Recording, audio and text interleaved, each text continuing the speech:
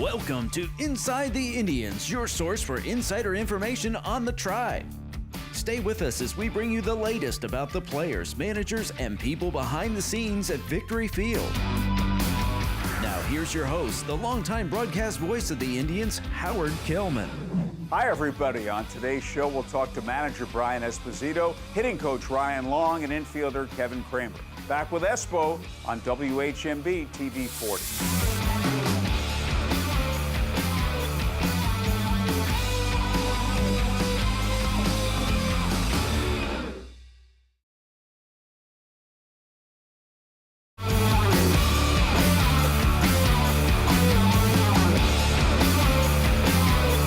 Brian Esposito, the manager of the Indianapolis Indians, our first guest on Inside the Indians. Espo, we're getting close to a quarter of the way into the season. Give us your overall thoughts on things. You know, we've had some good turnover here. You know, we've had some guys move on to the big league level. We've had some guys that are trying to get healthy to go back and help our major league club. We've had a lot of rehab guys. We've had some guys that were down here that are doing some good things, and playing time is in between with the amount of traffic that we've had through. For the most part, everyone's continued to remain a professional. They're doing their work every day. They're trying to get better every day. And the club hasn't suffered as a result. You know, we've been playing some pretty good baseball. You know, we'd like to win every game, but unfortunately we haven't done that. But I think we've won the games that we should have won and only gave away a few others. But for the most part, I think these guys are going to be a lot better down the run of this season, thanks to a good April. Let's talk about players in the big leagues. Brian Reynolds and Cole Tucker, they both went up because of the collision and the injuries to Marte and Gonzalez. Brian Reynolds has not only did very well here, he's doing great with the Pirates. Yeah, you never want to see two players get their opportunities as a result of an injury. Two big players that we've had that we were expecting a lot of things from Pittsburgh collide, they get hurt. Marte, you know, obviously was back a little bit sooner than Gonzo, but it opens the door for our guys down here, and both of those guys, you know, some might say that they weren't quite ready for the big leagues, but unfortunately their time was needed. And they both went up there, and they're both doing very well in terms of just showing up every day and trying to help be contributors to that club and not just be happy that they're in the big leagues. Reynolds has done a really good job of making some, you know, good hard contact in the box, and Cole Tucker's brought some enthusiasm to the city. His debut is outstanding. You know, he hits that home run and it stands up for the win. So those guys are going to continue to be challenged at that level, and I think just about the way they go about their business, they're going to be all right. And they're real professionals. One of the things you told me is the difference in those two personalities. As you said, Cole's an outgoing, gregarious guy, but Brian works very hard, quiet, but a real professional. Yeah, you know, Tucker's enthusiasm is off the charts. You know, he could really motivate an entire club, but he could also frustrate an entire club if his energy is way higher than others. Reynolds is one of those guys that just wants to show up. He wants to do his job. He wants to go out and he wants to beat you. You know, so he's all business in that aspect.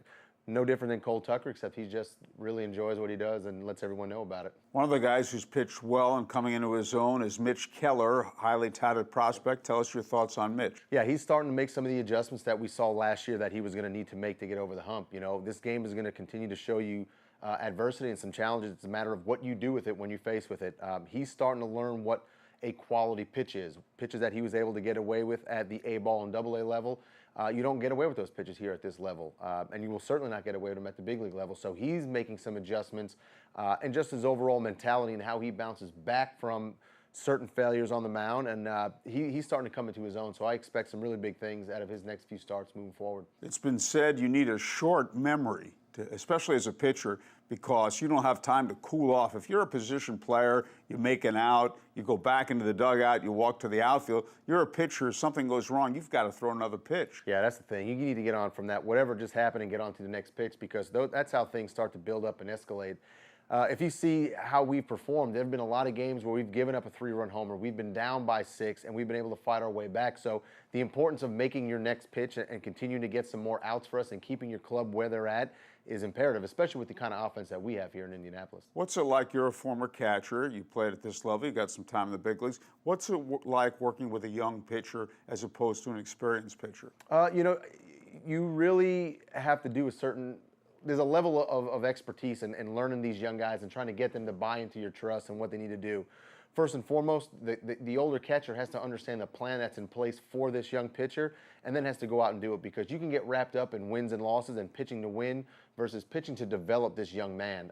There are certain lessons that, as a catcher, you might want to prove to a young guy about pitch selection or location of a pitch, to continue to push him and get him better. You know, that was the one thing I remember most about some of the young guys that I work with, was just allowing them to experience what they needed to experience instead of pitching to win a ball game. There's a time to win a ball game, and there's time for that young pitcher to learn his lesson on the mound. We're talking about good young players. It's a pleasure to watch Brian Hayes play third base. Yeah, a very, very talented defender.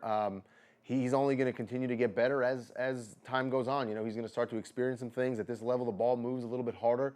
At the major league level, the balls hit more consistently on the barrel, which means that the majority of the balls are going to be hit. So there's also some mishit balls in between all those. So he's getting his feet wet in terms of being challenged front and back and to both sides with some you know, good wood coming off. It's a pleasure to watch him feel the ground ball. When a ball is hit that way, you have the feeling he's got those soft hands, and his throws are true also. Yeah, I mean, he just hones his craft every day. You know, he takes pride in his defense.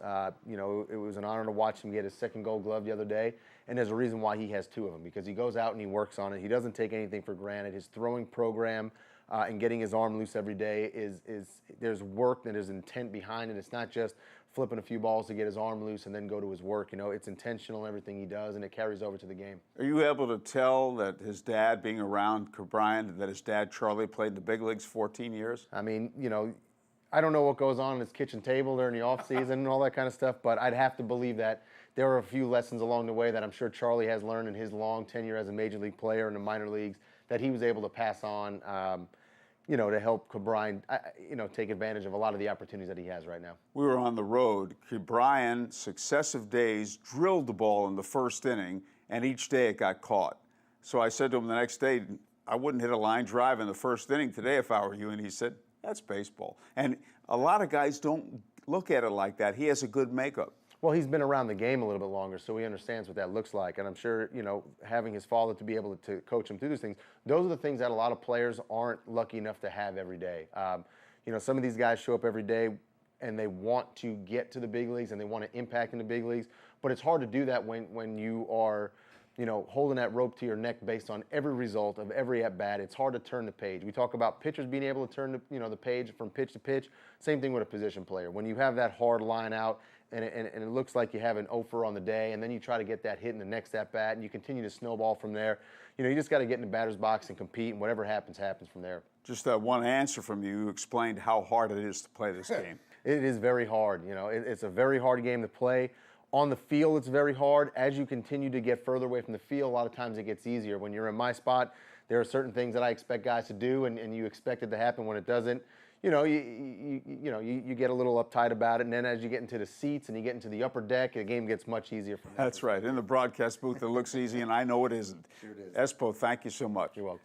That's Brian Esposito on the home of the Indians, WHMB TV 40.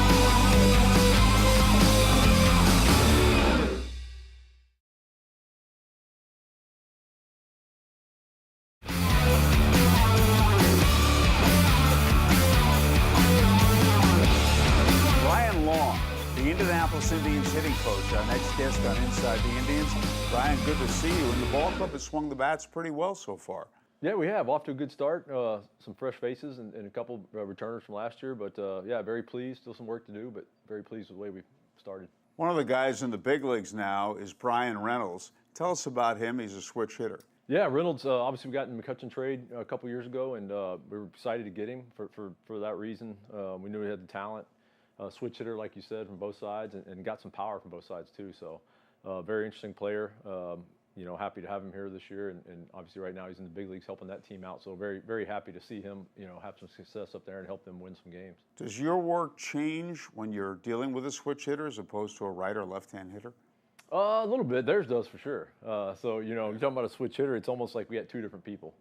You know, so, you know, some guys being played around and said you got two different names, you know, so you're two different guys you're working with. So, yeah, it's a different field. It's a challenge. I didn't do it personally, but obviously had a lot of players that have, and it's always a challenge for those guys to balance out both sides. One of the most challenging things about switch hitting is typical season, you're going to have, you know, a 4-to-1 ratio in at bats. So, you know, you're going to have more at bats from the left side than you are from the right side, quite a bit more. So that's one of the tough things. And Cole Tucker went to the big leagues too, another switch hitter, unusual in that he's a natural left-hand hitter. Yeah, Cole obviously off to a good start, and nice to see him getting his feet wet and playing every day and you know, contributing up there. So again, another switch hitter. Talked to him a lot about the two different sides and the two different people he's got to balance out from a daily basis.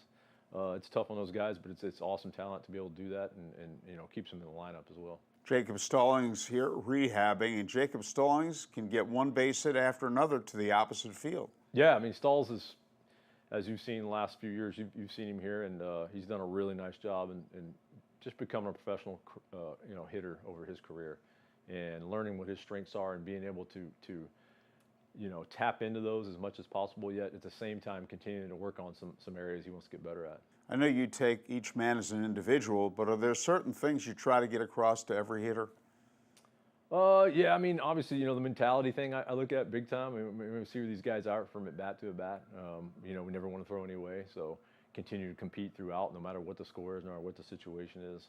You know, that mentality piece is big for us. You know, trying to just see if a guy's ready to compete, ready to hit when he's going up there, and then if he's not, you know, why not? So trying to dig down and peel back some layers to find out where guys are on a daily basis. When I was a kid, I read Ted Williams' book, The Science of Hitting, and he said the number one thing is to get a good pitch to hit. Do you buy that? Yeah, I mean, if you know, I can show you a bunch of bad swings on and a bunch of bad pitches they're swinging at. So yeah, I mean, you got to get something to hit. I think, you know, good pitch to hit is where you that's where you define, you know, what is a good pitch for you, because it may not be for me. So that's where we continue to work with these guys, and that's some of the data and analytics that's come aboard now. We can do that. We can show them pretty fast and pretty easily, hey, this is where you're good. This is your pitch to hit, so to speak. It may not be another guy's, but this may be yours. So, you know, continue to practice that, hone in on that, and are you doing that in a game? Are you getting what you want to hit? When you say that, are you talking about a pitch in a particular zone? Yes, particular zone and a particular area where you happen to be good. Everybody's pretty good in a certain area, and there are certain areas that are not going to be as good. Some guys are good in multiple areas, but yeah, trying to understand where you're good at, and are you covering that first. So what are my strengths, and am I sticking to those on a daily basis, and then working with your weaknesses as well. There was a general principle that right-hand hitters are high ball hitters, and when I say high ball, meaning belt high, left-hand hitters, low ball hitters. Has that changed in this era of launch angle and so forth? So you know, I'd say there's more low ball hitters now from both sides of the plate than there was before. Is that a good thing? Pitchers are always ahead of us, so now they're pitching up in the zone a little bit, you know, so they're always going to be ahead of us. They got the ball in their hands, so what we're trying to do is balance that out. You know, how can we gain an edge? So just starting to realize what guys are trying to do to us, and, you know, can we continue to try to get more caught up with the curve instead of way behind it in terms of where they're pitching us. Well, when you have, and you're overly conscious sometimes about a launch angle and an uppercut, you can develop some bad habits too. Absolutely. I mean, and we've seen that happen in some cases. Like you said, it's an individual thing. You know, some guys may still need to think down in order to be what we call on plane. You know, some guys can't think up too much because then they're too under or uphill, as I call it, and then they're just missing pitches as well that are elevating the zone particularly. You probably have heard this because I have. You've got 10 and 12-year-old kids asking about their launch angle and worrying about their launch angle. What do you think of that? You know, to each his own. I mean, there's a lot of people out there teaching hitting, and there's definitely not one way to do it. But I think, you know, from a little kid standpoint, personally, I would, you know, teach them to hit line drives and kind of use the whole field, cover the hitting zone and try to stay in the zone as long as possible. Those are the kind of things I would talk about with youth. Hitting is such a difficult thing. The game in general is hard to play. So I would think a big part of your job is to try to keep these guys as confident as possible. Yeah, I mean, it's obviously that's huge. So what we talk about is, you know, how do we define that confidence? Because a lot of times the hitter, if it's just the idea of your numbers and getting hits, it's going to be a tough struggle, as you know. So 300 is considered pretty good from a hit standpoint. That's 70% of the time you're not. So, you know, keeping that confidence it has to do with a lot of things. The way you work, you know, the way you prepare builds confidence. Obviously, the results in the game, it is a piece of it. It does matter. But if that's your sole only piece, you're probably going to be in for a kind of a roller coaster ride, so to speak. Even the greatest hitters ever have struggles at times. Have confidence issues. It happens. It's a game where confidence levels waver because it's so hard to play. Will you talk much to a guy? Will you leave a guy alone? What will you do when he's struggling? We try to see where his thoughts are first, mentally, see what his plan is at the plate, give him something to focus back on other than the results. I mean, that's where guys get caught up, right? You look up at the scoreboard and it's tough. You see yourself go 0 for 20 or 0 for 25, which we've seen this year in some cases in the big leagues. And then, and guys just end up chasing that. So we try to pull them back to something else, keep it more simple. Are you committed to your plan? What are you looking to do up there? So bring them back to what they can control more other than the outcomes. Ryan, keep up the great work, and thank you so much. Always a pleasure. Thank you, Howard. That's Ryan Long, the Indianapolis Indians hitting coach on the home of the Indians, WHMB TV 40.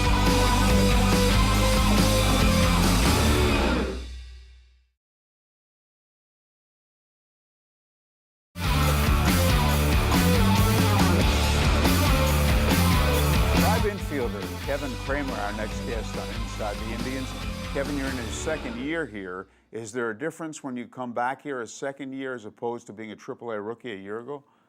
I definitely think there are some differences. I think you have a much better feel for what's going to happen in the league. You have a much better feel for what's going to happen around the clubhouse with guys going up and down, and kind of how guys shuffle in throughout the season.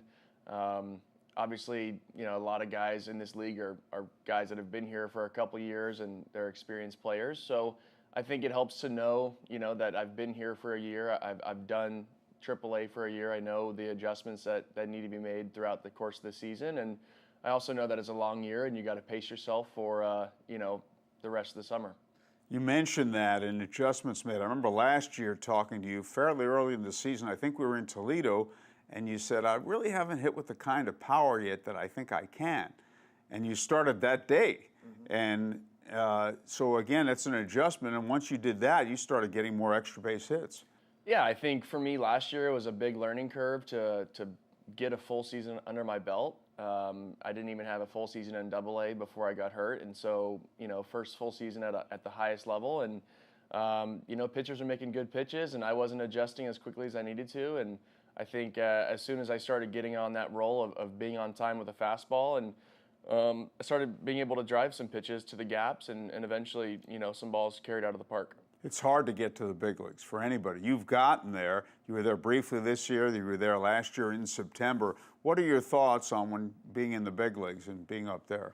Yeah, I mean, obviously, first and foremost is a dream come true. That's what everyone that plays baseball, strives to achieve that. I'm obviously very grateful that I was able to do that with the Pirates, and now it's about preparing my game for the big league level. And even though I'm not in the big leagues right now, that's the goal, to be back there and to help the Pirates contribute, or to help contribute to the Pirates. You're a UCLA guy. What was it like playing college baseball there?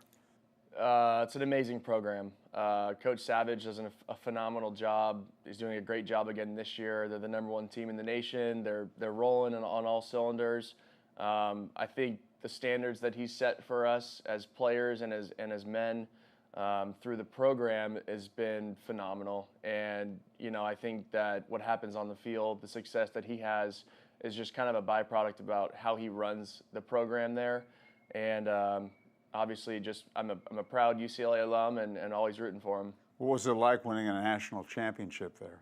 Yeah, also a phenomenal experience. I think for us that year was just experience from the year before. We went in 2012 and didn't have it our way, but I think that team in 2013 took the experience in 2012 and used it to our advantage. And I think we knew our way around a little bit better. I think we knew the stage that we were going to be on, and that team just probably played the 10 best games I've ever been a part of, with the playoff run having not lost one game. How did you feel coming into professional baseball after playing at such a high caliber of college ball? I definitely felt like the Pac-12 with our conference and the teams that we played out of conference, I definitely felt prepared. I knew that there was going to be a lot of adjustments, whether it was being that far away from family or my girlfriend at the time, now my wife, obviously. I think a lot changes off the field. Definitely things change on the field as well, but I think off the field stuff, just being across country, and not being able to see your family, and getting adjusted to long bus rides and stuff like that. But as far as on the field preparation, I felt like I was pretty prepared to go out and to be successful. And with the team that we had there in 2015 with the Morgantown team, those guys made it super easy to come in and have fun every day. And that ended up in a championship as well. And here in the minor leagues in Indianapolis, you've played with some good young players too in the infield, be it Kevin Newman, Cole Tucker, Brian Hayes. Yeah, no doubt. Will Craig. I mean, this team this year and the team last year, there's no shortage of talent. It's been a fun time to be able to come in and share the field with these guys and to be able to pick their brains about the stuff that they do on a daily basis, because we're all here to learn. We're all here to try and implement new things in our game. We have to constantly evolve and try to adjust on a daily basis to try and to beat the pitcher, and when we're on defense, to beat the batter. So it's been a fun time to share the clubhouse with these guys, and a fun time going on the field and competing with them. Great to have you aboard, Kevin. Thank you so much. Appreciate it. That's Kevin Kramer on WHMB TV 40.